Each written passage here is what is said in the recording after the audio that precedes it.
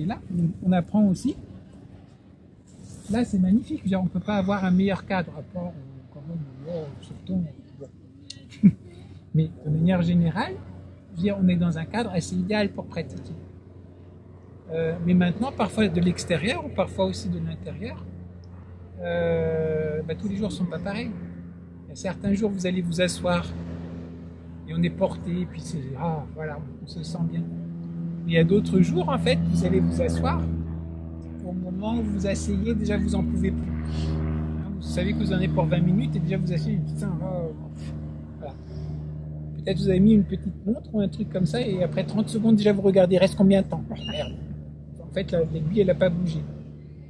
Et après, vous refermez les yeux. Bon, là, okay. Combien de temps? Il reste encore 19 minutes. Et du début à la fin, c'est que ça. Vous êtes énervé, vous ne tenez pas en place, vous voulez juste que ça s'arrête et que ça termine. Oui, on observe. On fait connaissance avec soi-même. Voilà, ça c'est la partie de soi-même qui est... voilà, quand on n'a pas envie, que rien ne va, que... Ok, ça fait partie. D'autres fois, au contraire, c'est magnifique. On n'a pas envie d'arrêter. Si, on arrête quand même. Au moment quand c'est terminé, c'est terminé. On ne va pas s'accrocher parce que là, c'était agréable, donc j'en veux plus. Non. Donc on développe petit à petit cette sensation cette aptitude à être témoin de quelque chose, sans prendre parti.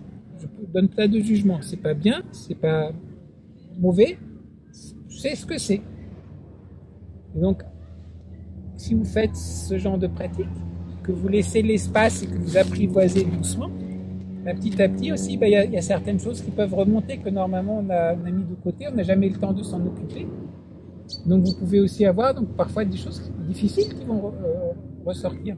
Certaines choses qu'on a oubliées, qu'on a mis de côté, etc. Puis là tout d'un coup, ça va ressortir. C'est pour ça que cette pratique-là, c'est pas tout de la pratique. Vous faites quoi avec les choses qui remontent? Un des problèmes que je vois, c'est que de nos jours, beaucoup de personnes un peu dans le monde comme ça de bien-être, on veut s'échapper. Quand on se dit, je sais pas, là la vie elle est un peu dure parce que, etc. Je veux planer. Je veux faire le truc et puis je suis zen. Je veux avoir la zénitude. Là, je me mets et puis oui, on peut faire toutes sortes de choses.